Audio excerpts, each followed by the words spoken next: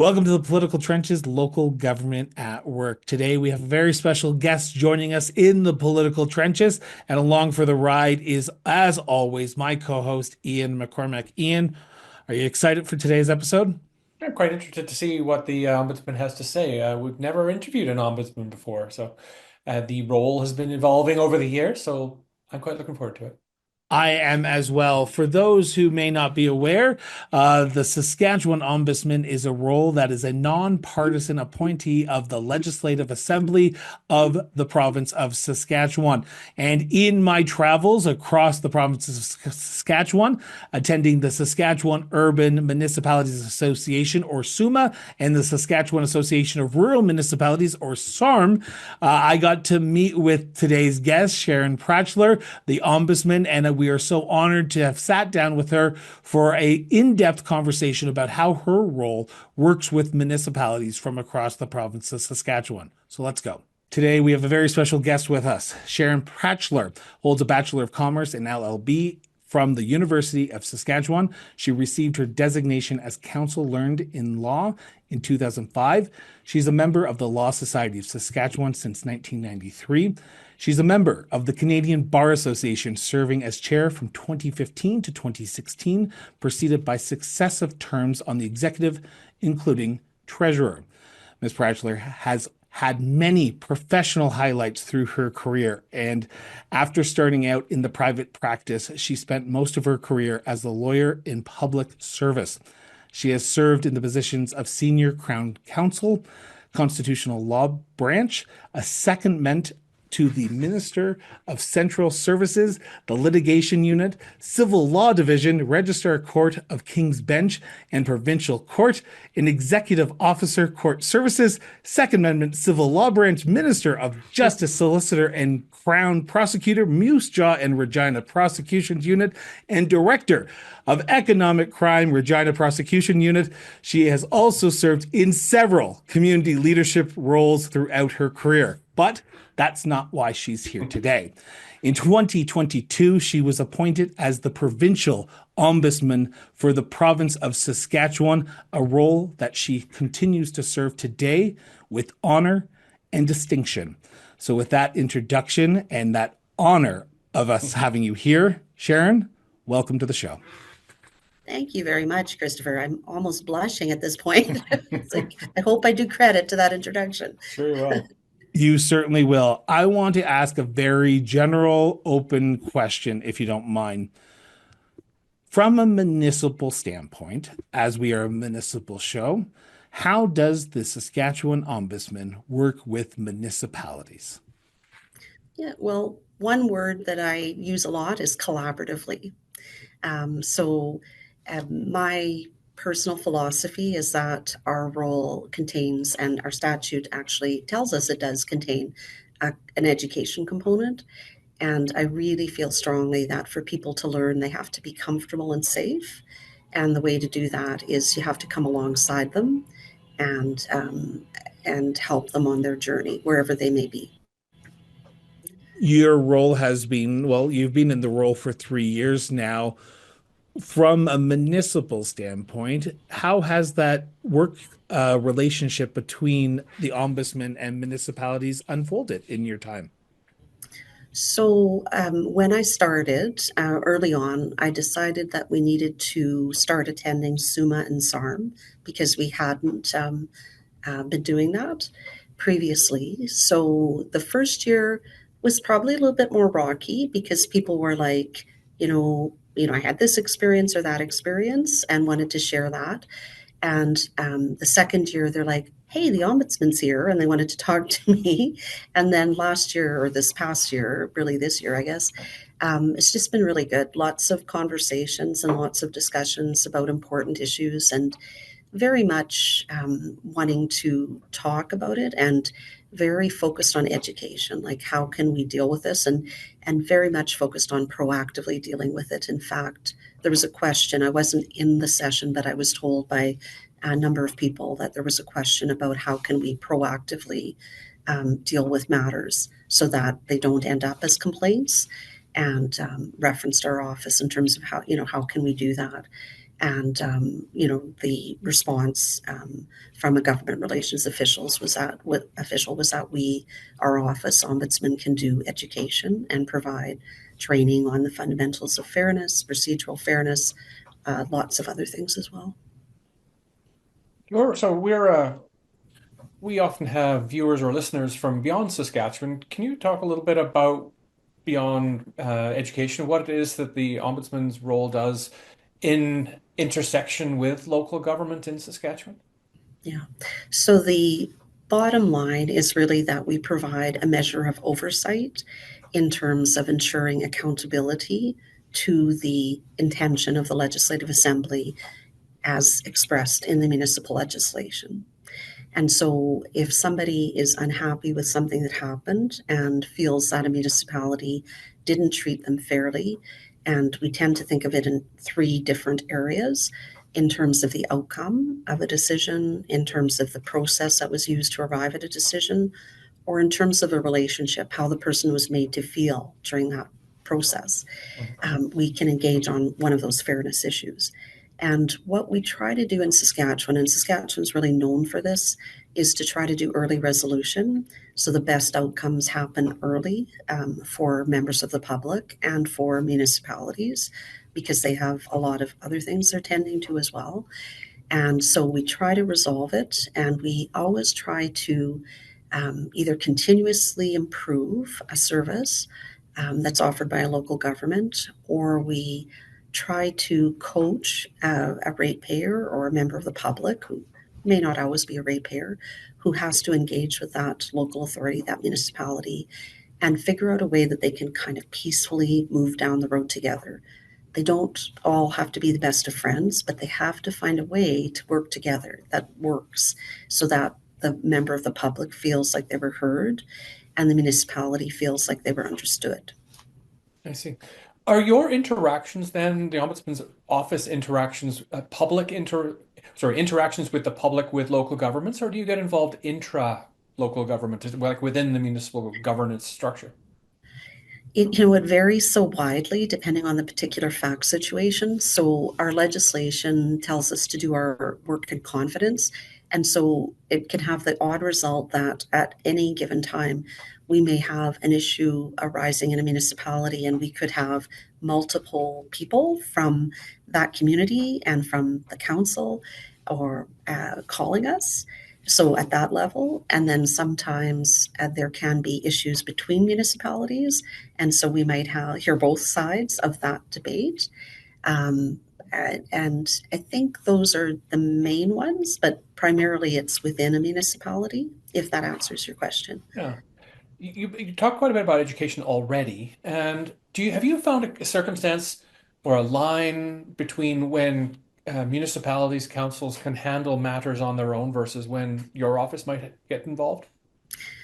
Well, just recently, and actually it was already percolating in my mind that we needed to do something that was not just early resolution, because that's when a complaint has already come in, but before that, because we often get calls from municipalities where they want help. They're like, this is brewing and we think that it could go south, and can you help us?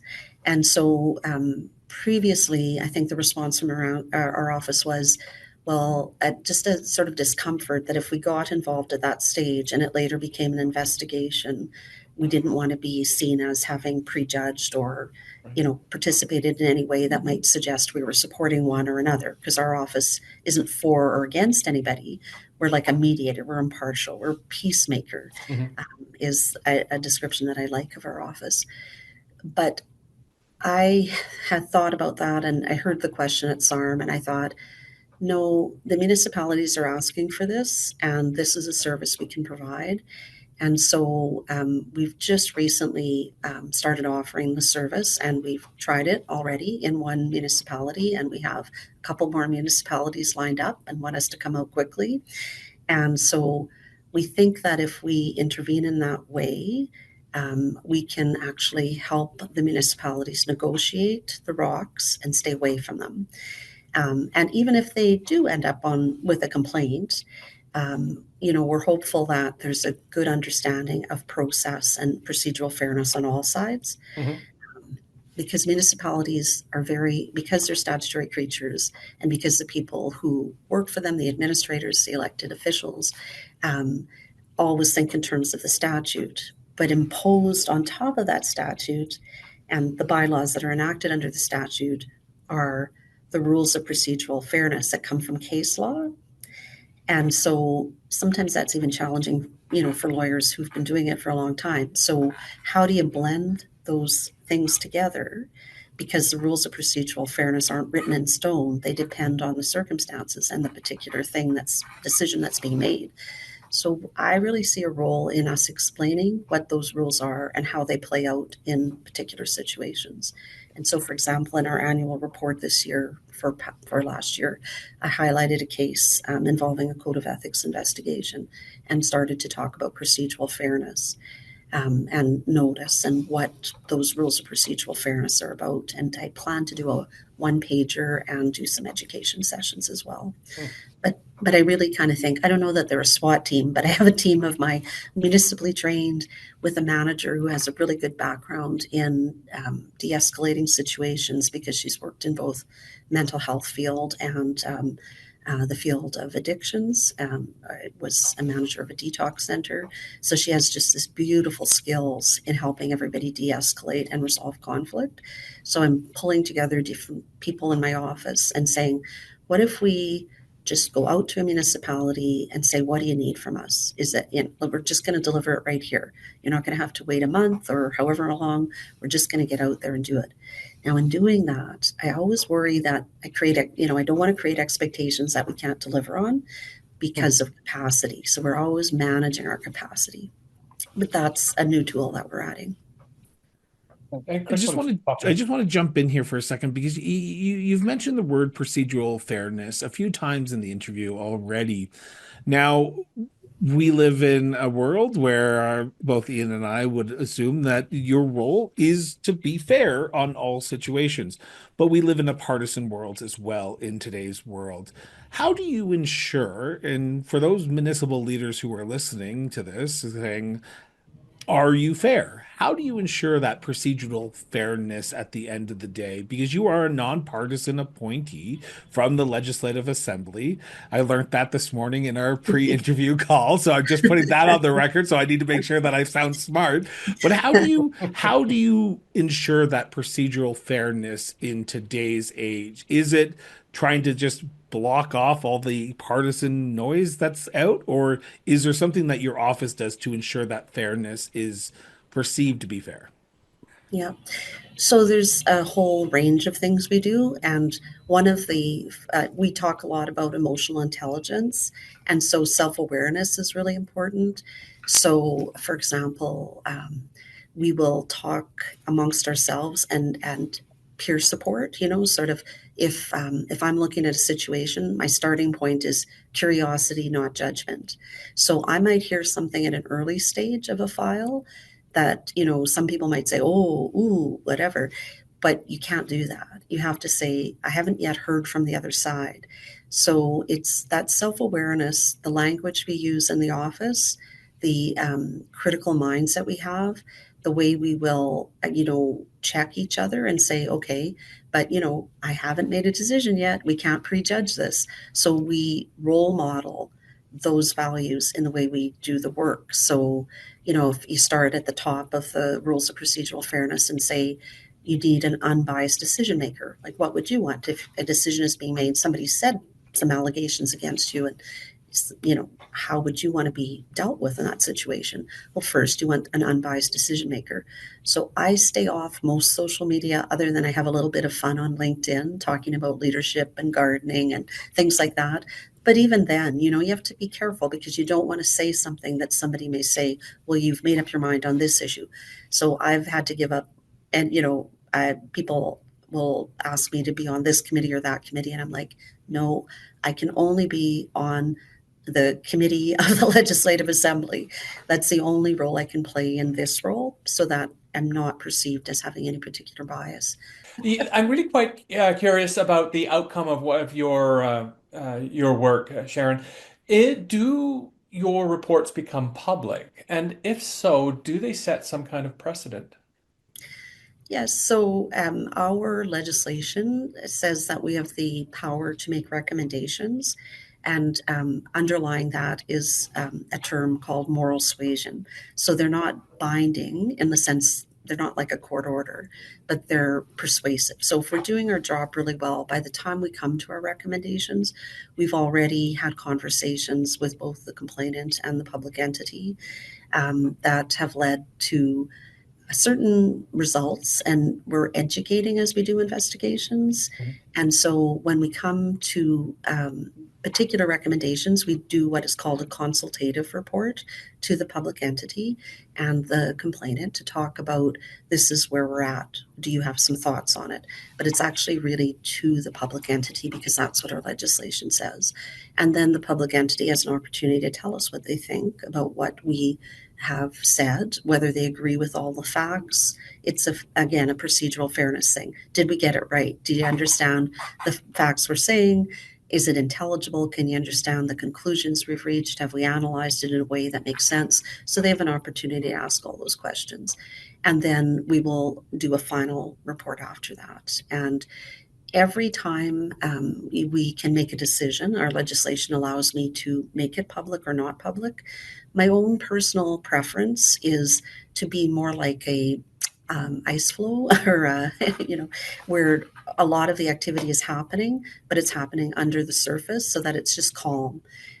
Sometimes I think that if we're in the news too much, we're not doing our job that well, because really what we're trying to do is reach resolution, and through collaboration we can do that. But if we're always in the media, then it's a distraction. So I'd prefer a municipality to actually be working on whatever issue we're dealing with rather than be in the media. In fact, I've actually changed one of the approaches. In previous years, the name of the municipality was put in our annual report and on our webpage. And I've veered away from that because I'm trying to create space for education. So, a small community, if I put the details of a complaint in it, then people in that community and surrounding communities probably can fairly easily tell who is involved or which municipality it is, which is sort of interesting now because municipalities are kind of veering the other way and saying, well, as good governance, we should make these reports public. So it's kind of interesting. But from my perspective, I'm just trying to create space because is it fair, because to have that municipality in the annual report? Because these are examples, Mhm. but I have over 4,000 files from last year, and I'm picking ones that have particular lessons and that teach a lesson in the annual report. But is it fair because I picked that one as opposed to a different one to put it in the annual report? Does So that, sorry, does that still mean that I, as municipality A, can learn from what municipality B went through in terms of how to get back on the rails or ensure that good governance is occurring? absolutely, absolutely. And that's what I look at when I'm doing the annual report. What is the theme that I'm seeing developing? And what can I do to provide some assistance in terms of saying what we think are best practices in that scenario?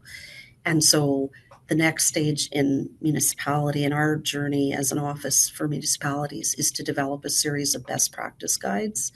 So, we have some in for code of ethics investigation, for example, what's the best practice in terms of the steps and how you do it. But I'd like to have more. And in fact, I'm going to do a one pager for municipalities on what are the rules of procedural fairness. And because I have an approach which is a one page or a 5 minute rule. And the reason for that is because people have to be able to understand it. And so if you go a lot longer than that, it's hard to absorb. And so you have to make it really practical. It's sort of like, well, why do we have a conflict rule, for example? Well, we have a conflict rule so that the person who is affected by the decision feels that it was made in an impartial way. Mhm. And so, that's such an important rule, but there's a real practical reason for it. So let's talk about what the reason for it is, and let's relate it to you as the decision maker. If you were the person who were affected, what would you want in terms of a process or in terms of a person making that decision. So you have to make it real and practical and short, because too much information you kind of turn off after a page. Right. That's my approach. Thanks. I'd like to move on specifically into conflicts of interest. And if you're seeing what we're seeing, it's an increasing issue with local government across the country and beyond. What have you seen in terms of either the number or complexity or weaponization of legislation in terms of conflicts or alleged conflicts of interest? Yes, it's actually one of the areas that commonly comes up in the calls to our office. I find that people are very alive to the issue, but then it's sometimes hard in certain situations to apply it. And so, one of the things that lawyers often say about conflicts is that the person in a conflict is the least likely to recognize it, but it is their personal responsibility. And so sometimes it's really helpful if somebody points it out to them and then a discussion ensues. So sometimes we're getting calls where people are debating whether it is or isn't a conflict and calling us, which is interesting because I can't tell them whether it is or not in advance. All I can say is, here's a guideline that we've provided. Make sure you go through the legislation. Here's what municipal advisory services has provided. And in the end, it's a personal decision you have to make. But some of the things that I like to remind people of is because sometimes people will think of a conflict, it's only if you get a benefit or something happens, to your advantage. But it can be a negative as well. You prevent something from happening. And people have a hard time with that part of the conflict piece. But I just try to make it real for them in terms of how will the person affected by your decision feel if this particular issue is known, and even if it isn't known but becomes known later. And also a risk analysis. If you do not declare conflict when you should have, you have a decision that is voidable. And it also has implications for you. So, in terms of disqualification as the most significant one. So really do that risk analysis and think, even if in the end of the day you conclude it's not a conflict, do you really need to be involved if somebody else feels that way? Have that discussion, because perceptions can be as problematic as the reality of a conflict. But you live in that community, especially a small community. What is the best way to get along after that decision is made? So there's also a practical, even if the rules as set out in the legislation don't apply in your scenario, think through the practical implications as well. I think that's really important for people to consider. Right. If I was a newly elected official, had never sat on a council before, what advice would you have for a new elected official as they come into office and that they don't want to see you? Yeah, and I have talked to some of them, and those I would say talk to me in advance. And so I would say a number of things. I would say, first of all, learn how to breathe. Learn how to do a breathing exercise, Okay. a square, like a four-corner, a square breathing exercise, because what that does, it'll allow you to stay calm and regulated in any situation. Learn how to pause. Don't rush into things. Slow things down. Always slow things down. It doesn't have to be decided today. There aren't a lot of things that have to be decided right away. So slow it down so you can actually think through all the implications. Think about, not just what's right in front of you, but are there other people that need to be involved so that I fully understand this picture? Think about why you ran for election, and if you had your mom and dad sitting at the kitchen table, would they be proud of what you did or not proud? That's always a really practical one. Yep. Always think in this fashion. If you're a member of the public walking down the street, you can do whatever you want, subject to not violating the criminal code or other provincial laws. But if you're an elected official, you are a statutory decision maker. Right. So you have to have legal authority for your decision. So you must read your legislation. You must be able to understand what the rules are as set out in the legislation. What's the scope of your authority? What are the restrictions? What are the criteria? And the thing that I always tell them is ask your administrator because your administrator is your institutional memory. So what have they done? What has council done in previous situations before you got there? Is there a bylaw that applies? Make sure you read your, key bylaws, your procedural bylaw. If there's an administration bylaw, your code of ethics, your conflict of interest, go to whatever training you can. But the big one is just learn to breathe through situations and learn to pause. And then I would probably end by saying, now, there's going to be a lot of things said about you in this role because you're a public official. And in our office, we do training that talks about the tornado of conflict. And so every day you're going to have a million invitations to engage in conflict. But you know what? You can always decline the invitation. And you should decline the invitation because you need to take the high road. And even if the air up there is a little bit thinner to breathe, but that will always stand you in good stead. And it will come across as integrity and character. And you can't control what people say on social media or anywhere else. So if you fuel that fire, you're just going to make it escalate as opposed to move on to the next topic. But you can't defend yourself in the media or in social media channels. You just have to accept things will be said about you and move on. Right, I bet. Listening to you talk, you've talked some governance, you've talked some legal. Your role seems to be part of both. Do you lean on one side or the other more heavily? No, I try not to be a lawyer at this stage in my career. I mean, I am a lawyer and I've been a lawyer for 30 years. But what I've learned in the 30 years is don't talk like a lawyer. Talk simply, 1 page, 5 minutes. Yeah. And I always reference, if you were sitting at the kitchen table explaining something to somebody, your parents, your grandparents, how would you explain it? So talk that way, right? And because that's the way people need to have information presented because it's accessible to them then. So people are sometimes surprised that I am a lawyer, which, it's kind of funny.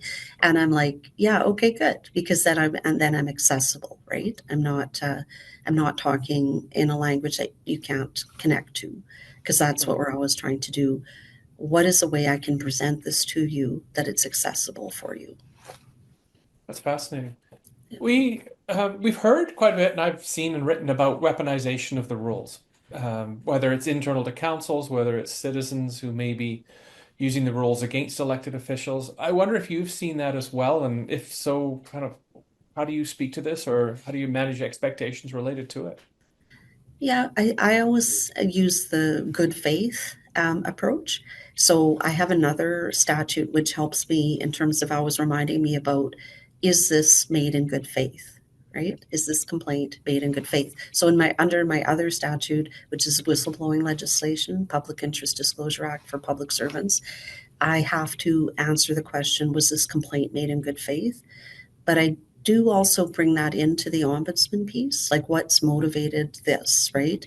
So I always think in terms of, I don't want my office to be weaponized. There's a difference between weaponizing and leveraging. So people will leverage our office to say, I think we need to get money for this. I don't get to tell the government how to spend its money. That's not my role. Allocating the pot of money and policy decisions are executive government, the elected officials, because I didn't go and knock on doors. So I'm not that decision maker. I'm just the privileged person who gets to look at, did the people who are implementing the rules on the ground follow the legislation and follow the rules of procedural fairness? That's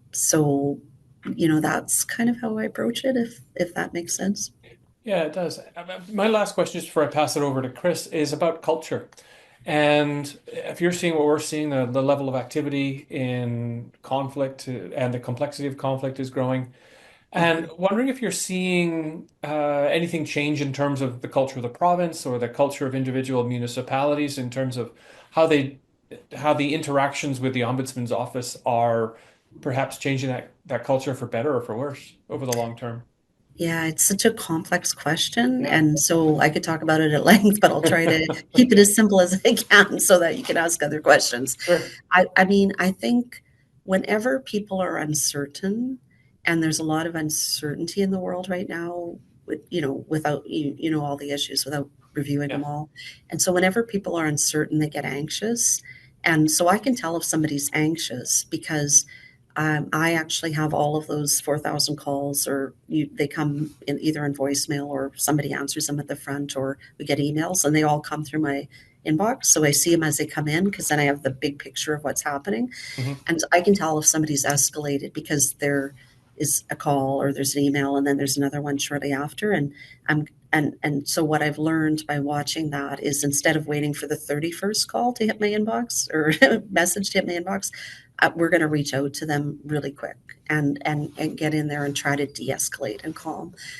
So I see that. I see that there's a lot of mental health issues that people are struggling with.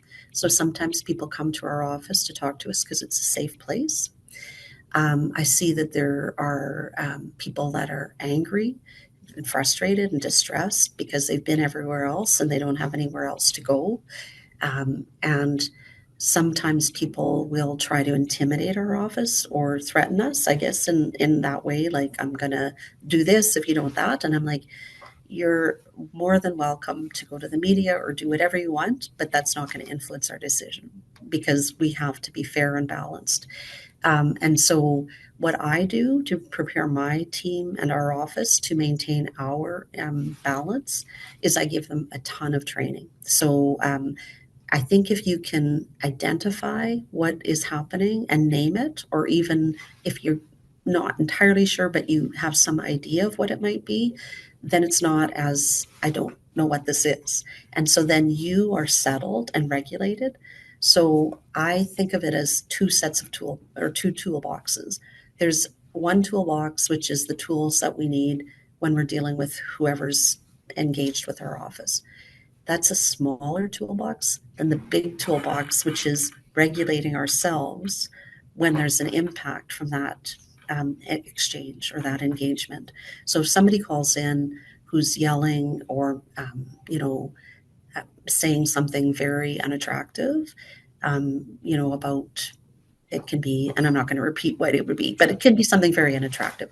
So I make sure that my team has a toolbox that's jammed to the rafters of everything they need to stay regulated and within their window of tolerance. Because if they're calm, they're going to have a much better opportunity to de-escalate the person they're dealing with. And so we will do low impact debriefing, which means that we have highly trained people, like one of my managers, who will debrief with them to bring them back to calm if they've had a, particularly upsetting conversation. I will do that as well. I will, as ombudsman, call the person who did this and say, did you say this to my staff? And yes, okay, that you're not to do that again, right? And they're like, no.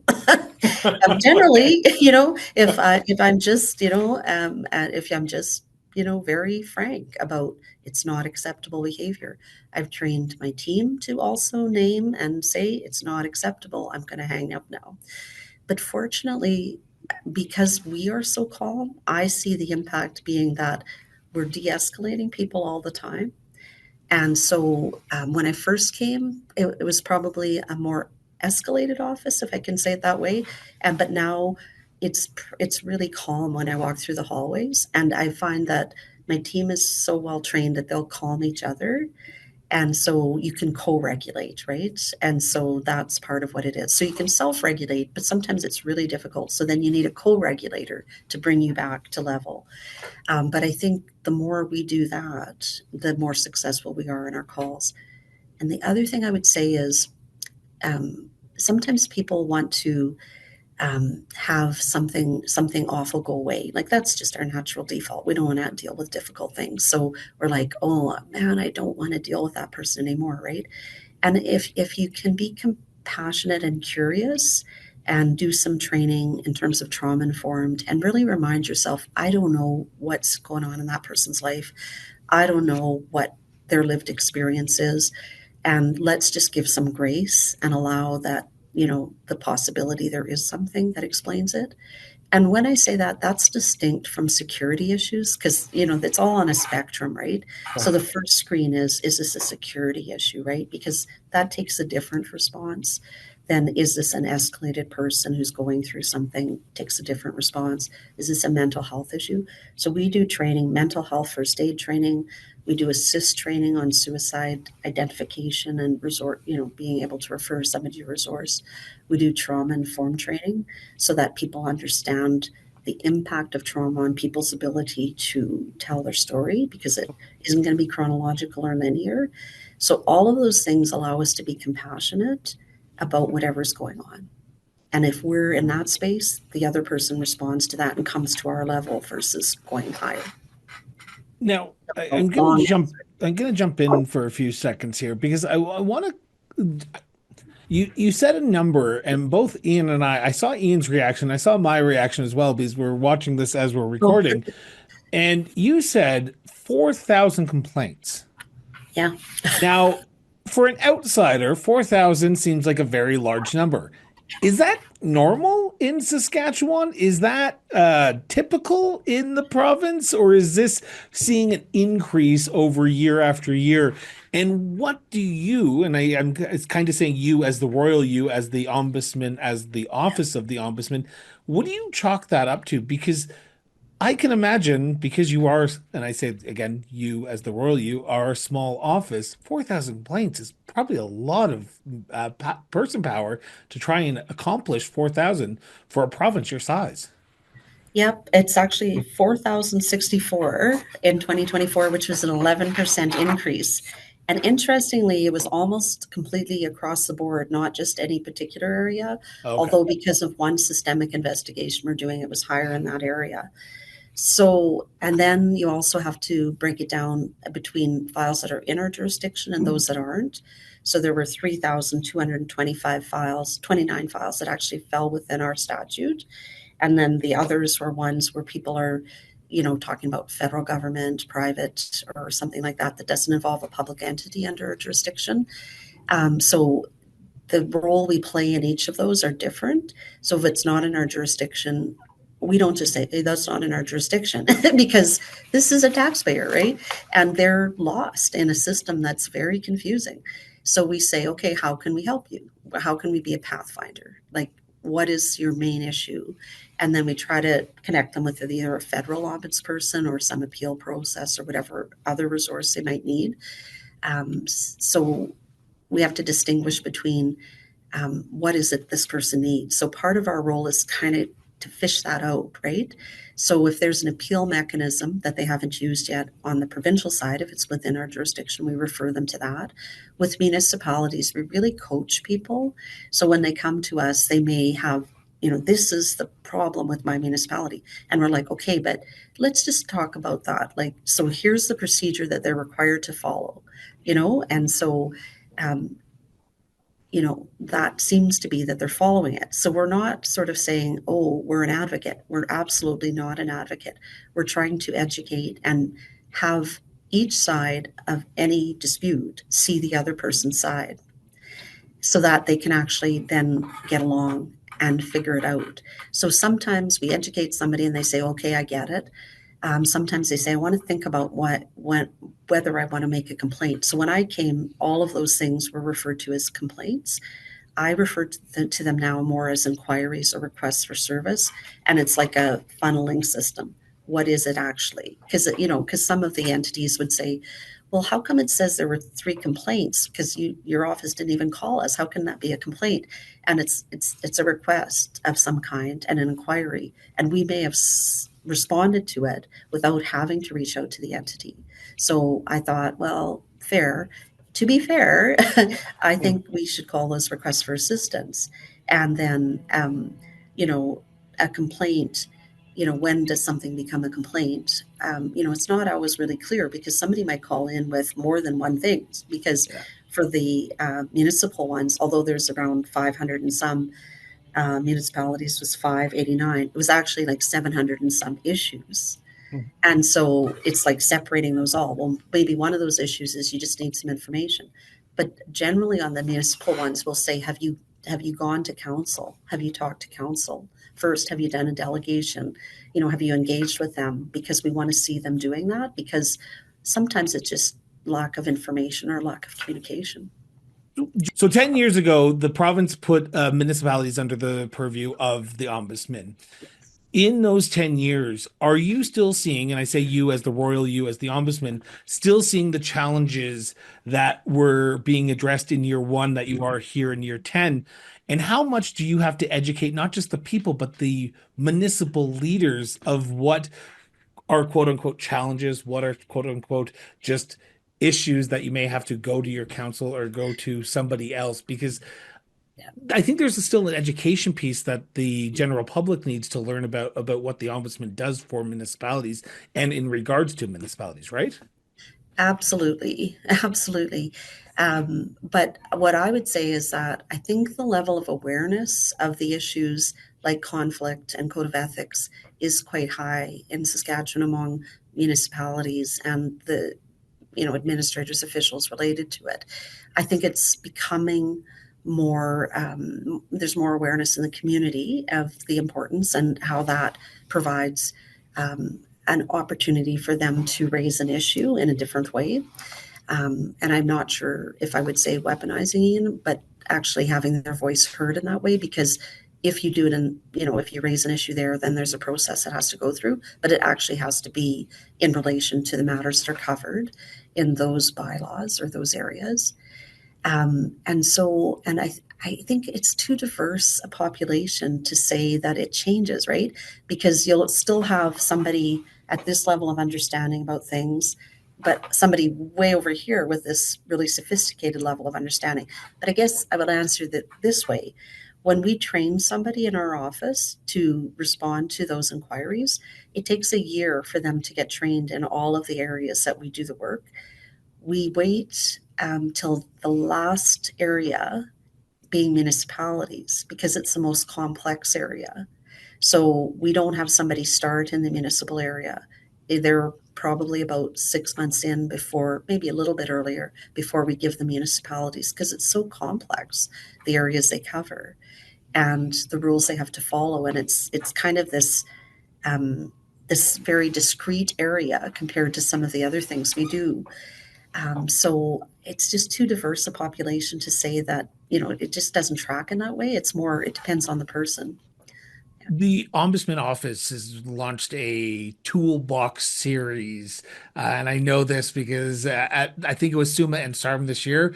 At your table, you had little swag, a little toolbox that you could walk around. As you're about to pull it out here, I would pull mine out, but mine's on the other side of my office, so I can't grab it off. There you go. That toolbox that you launched and are sort of rolling out is relatively useful when you look at it as the overall arching. From your perspective, why is it important to have that toolbox series in place for municipalities? And I'm going to sort of ask a double-edged question here at the same time. Is the toolbox series just for elected officials, or is it also for administration as well? It's for everybody. And I actually started the Toolbox series with the public, our public servants to start it, to try it. And I was just astonished by the interest in it. So we had just your basic teams, and we had such an overwhelming response. We couldn't actually facilitate the number of people in that basic teams. So we had to get like the souped up one. I don't know all the details, but we have that now. So it's like conference software. And there was just a real vein that we struck. And what it was that people were wanting tools. And we started with the relational fairness, the relationship piece first, which people often start with the legal authority and outcome one first. And we have a fairness triangle at the base. It used to say outcome. It now says relationship, because almost every complaint we get in our office has a relationship issue associated with it. So I thought if we get that right, then the rest will get right too, the outcome and process. So the first Toolbox series I did online were about active listening, non-defensive communication, mindset matters, and words matter. And the reason why I chose those was because people often didn't feel heard. So active listening is that piece of just going silent and being patient and waiting for the person to tell you their story, however they tell it, and not sort of jumping ahead and saying, but, trying to justify why do we do this? It's just, no, just listen, just hear what they're saying, because you might miss something if you're anticipating what they're going to say. So that's why active listening and non-defensive communication. Well, that's that feeling when your elbows or your shoulders go up to your ears because you're like, I'm getting uncomfortable in this call. So it's like, well, how do you stay comfortable in a call with a topic or discussion or comments that are making you uncomfortable? So that was that one. And I thought, well, if we give people those tools, it's going to de-escalate lots of situations. And the mindset matters is a huge one, right? And this is about not labeling people, because people who are different than us, we don't always understand. So I guess I'm fortunate because I have a family member very close to me who has a mental health issue and anxiety, right? And so I get it in a way that I didn't get it before they had presented with anxiety. And so it's just really that calmness and coming alongside somebody that's really important and will kind of dictate what's going to happen with that conversation. And then the last one was words matter, because they're in any government, local or otherwise, um, the forms and things can be so complicated. And we may think they're basic, but for somebody who isn't used to the systems and doesn't really do that well with forms, it can be overwhelming. So they can't even engage. So it's a barrier to their ability to participate. So the example that I give more from the executive government side is, what relief is sought? If you have a complaint, what relief is sought? Well, what does that mean, right? I'm a lawyer with 30 some years experience now, and I know, but what member of the public would intuitively know? So just use simple language like, what's the problem? What do you need? What are you looking for? So I thought if we have those relational tools down, then the other pieces become easier. And that's what I'm doing next in the Toolbox series, the how do you interpret and apply legislation to make sure that you can explain your decision. But it's not just coming to the outcome, it's being able to articulate how you got to that decision. And then the procedural fairness piece, because those are actually easy in comparison to the relationship piece. But it struck such a vein with people. We had like 500 people by the end, and I'm like, wow, there's something going on out there. And so emotional intelligence and all those things, I thought, well, we can bring that information because it's all part of conflict resolution. I think I should have asked this at the beginning of the interview, but I kind of think I know what the answer is, but I need to put it on the record because I know there's going to be someone that said, why didn't you ask this question, Chris or Ian? Your office doesn't label urban and rural municipalities. A municipality is a municipality. Whether you're rural or urban, you still go in with that procedural fairness, whether they are an urban community or a rural community. There's no different toolbox series or different forms that you have to fill out if you're a rural municipality compared to an urban, correct? I know that's a stupid question, but I need to ask it. No, that's correct. But I actually think of three sets of municipalities. In Saskatchewan, there's Northern as well, right? Yeah. And so, yeah, no, I think of all three, and I think, but Northern, relationship can look different, right, in the North than we think of it in the South, in terms of um, more relational. They're really good at relational, the fairness, the relationship side of things, because they'll make sure that everybody in the meeting is, welcomed. And, I just was at a meeting yesterday, and I was sitting there thinking, they're really good at relationship, right? Because they sort of talk and have the conversation before they do any business, right? It's very much the, sort of the Cadmus Delorme, if I get the quote right, show me your heart before you show me your hand. So they get to know each other. So they're really good at relational fairness in the North. And we've had a couple visits up there in this spring and summer, and, they very quickly remember my coffee order and things like that, you know, and maybe it's because these people from the South are up in the North, but, but just very, so we have a lot to learn from people in the North, for sure. Just on that note, you are heading out on a northern Saskatchewan road trip this summer. Ian and I are heading out on a southern Saskatchewan road trip later on this spring slash beginning of summer. What are you hoping to hear from municipal leaders? Because often we think of positions like the ombudsman as, oh, those stuffy suits in downtown Regina or downtown Edmonton. They don't come to see our communities, but you're sort of flipping the script and you're going out to these communities in northern Saskatchewan and wanting to speak to the mayors, the leaders, the First Nations in those communities. What are you hoping to hear on your road trip this summer? I always sort of go with an open mind. I have this phrase when we go up north. I say we're going to schedule, enough stuff so that we have some structure, and then we're going to go wherever the north takes us. Hmm. Because we'll often run into somebody at coffee or something, or they'll come over and say, "Hey, where are you guys from, or what are you doing?" And then we have a conversation, and it leads to a whole different, do you know about this organization up here? Do you know about this? So it's really sort of learning, and I don't go with any particular expectations other than I'm going to listen to hear, is there a place for me here? And can I provide some help with the tools we have and the mandate we have? But I try not to push in to a community. It's like if people want to come to me, they do. Up north is really fascinating because if you're up there, it's like, okay, why don't we put something on the radio to say that you're here? And then it's on the radio the next, in 5 minutes. And you're like, oh, okay, that was interesting. How did that happen?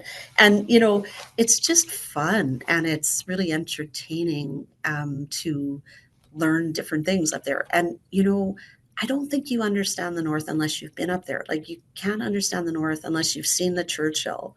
Like you've just, experienced it. It's a whole different way of being. I have one last question before I start my wrap up here, and it's kind of an important question because I live in the world where you measure success, you measure your failures, you measure how you're doing in the position you're in, but also you measure internally how your organization is dealing with the issues that are at hand. For you as the actual ombudsman, how do you measure the impact of your outreach and your success in your position as ombudsman when it relates to municipalities? Is it more people know you? Is it more municipalities don't call you? How do you measure your success? I measure it by going to Sarma and Zoom and how many people talk to me and what they talk about. I measure it about who's inviting me after that to other things. Like I'm going to the Rural Municipal Administrators Association next week and speaking to them and presenting to them on how to make fair decisions in the middle of conflict. I measure it by calls that I have with people in from Urban Municipal Administrators Association. I measure it in the conversations we have with ratepayers. So there's no really, and that's the one challenge in this job. There's no really easy metric. So my main metric in terms of how my office is performing is how quickly we do things and resolve issues. But I'm always thinking, how can I find a metric across this very broad subject matter to measure it?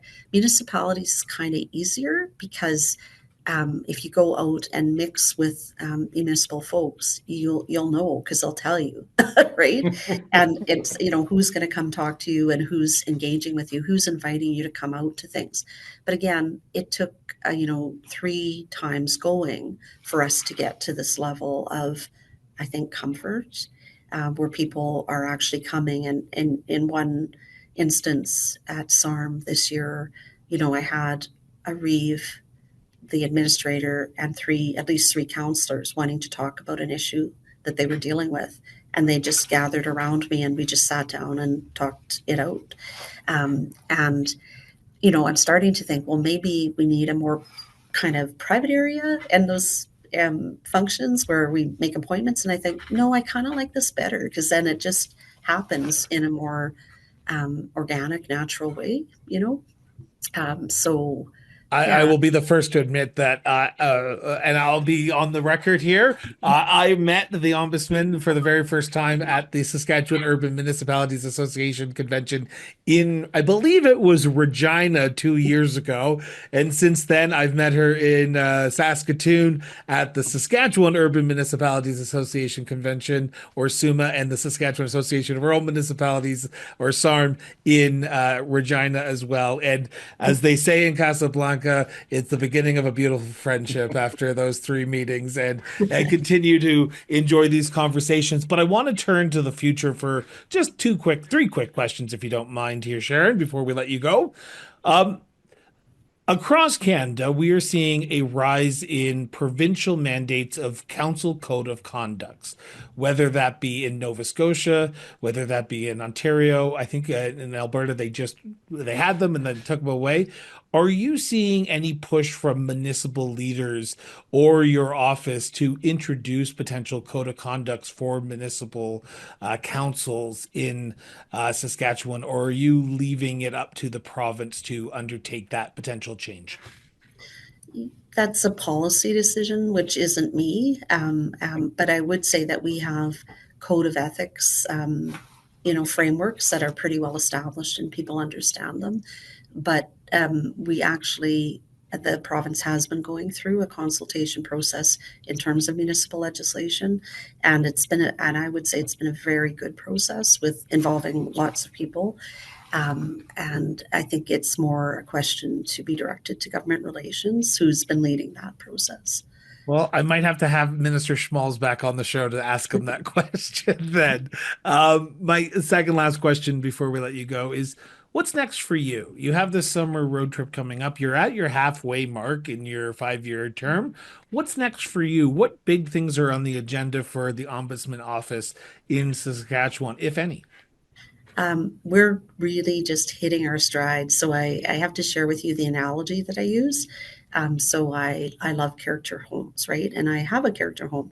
But character homes are really interesting because they've been around for a long time. They have good bones. And the analogy that I make to our organization is we've been around it was our 50th anniversary in 2023, but we needed a couple renovations. So we did case management. We made sure we were fully staffed, so we had full capacity.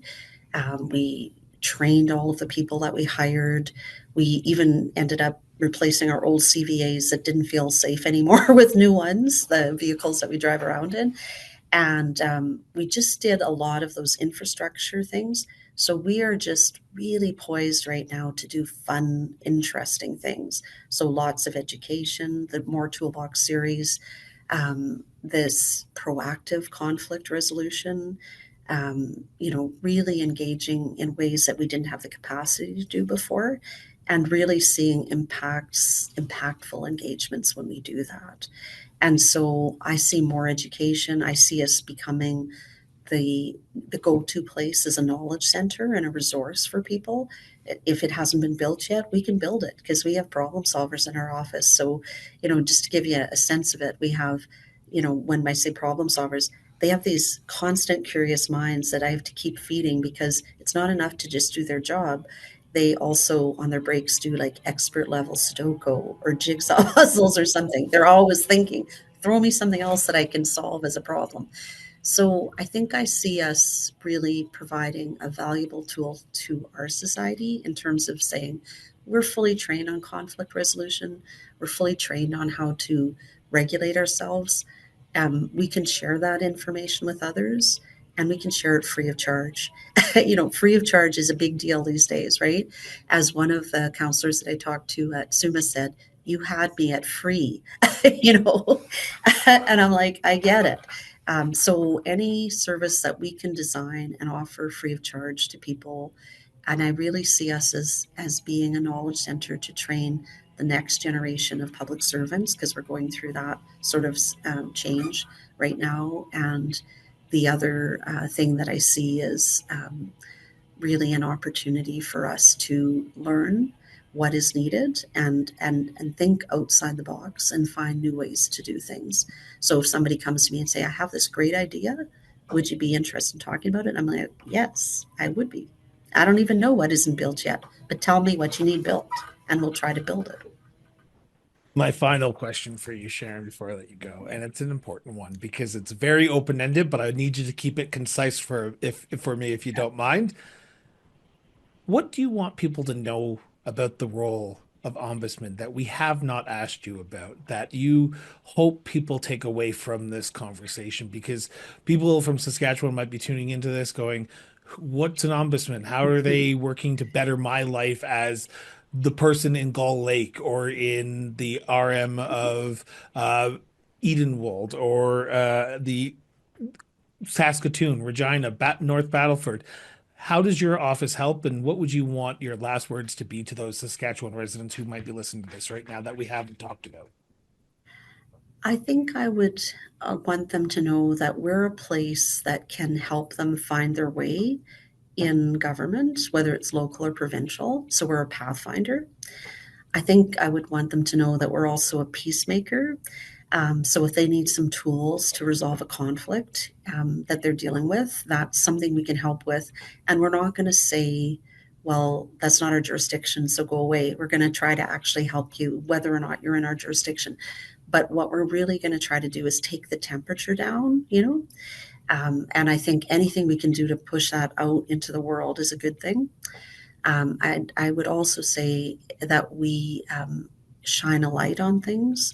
So sometimes things need attention in particular structures, and we will shine the light on it.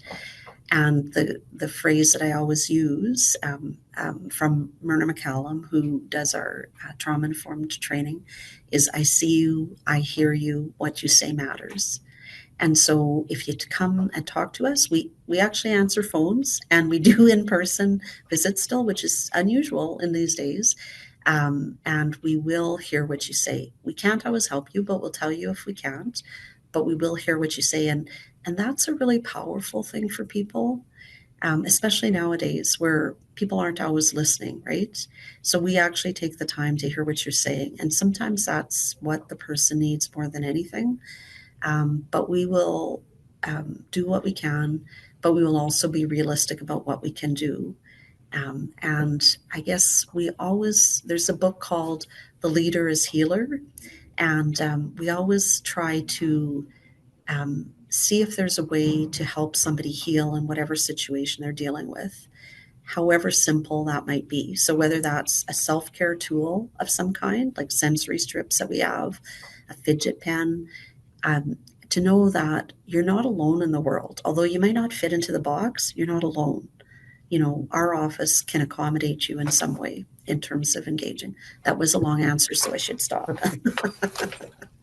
For those who are listening and watching, the links to the Ombudsman's website will be in the show notes of the website on our website, crossborderinterviews.ca. I highly recommend that you check it out if you are a resident of Saskatchewan. The Ombudsman does amazing work, great work, and they are a essential tool in our democratic world that we live in. And I'm so honored, and I speak from Ian and myself, for Sharon to sit down with us, to spend an hour out of her day to chat with us about the role of Ombudsman in the province of Saskatchewan. So from myself and Ian, Sharon, thank you so much. Thank you. We want to thank today's sponsor, Strategic Steps Incorporated, for today's episode of the Political Trenches Local Government at Work. To learn more about how Strategic Steps can help your municipality or your community organization, head over to strategicsteps.ca. Our co-host is the president and CEO of Strategic Steps Incorporated, Ian McCormack. Ian, how did you feel today's interview with the Provincial Ombudsman of Saskatchewan went? I think it was good, really good. And while we were speaking specifically about municipalities, local government, I think there's a lot of relevance in what the Ombudsman had to say about public bodies in general. So I think there's a lot that we could learn from her, and I really liked her perspective and hearing about it. Now, we hope you, as the listeners and viewers of today's episode, gain some valuable insights to stay in the loop with all of our latest episodes of the Political Trenches Local Government at Work. Don't forget to subscribe to the show on your favorite podcast platform or on YouTube at Cross Border Network, and follow us on social media, whether that be Cross Border Network or Strategic Steps Incorporated. For even more content and learn more about the stories and people we feature on this show and our sister shows, Cross Border Interviews and Municipal Affairs, visit us online at crossborderinterviews.ca. Your support means the world to us, so share this episode with your friends, your family, and yes, even your community. Help keep the conversation going. Until next time, stay informed, stay engaged, and Ian and I will be back for a brand new episode of the Political Trenches Local Government at Work later on. Till then.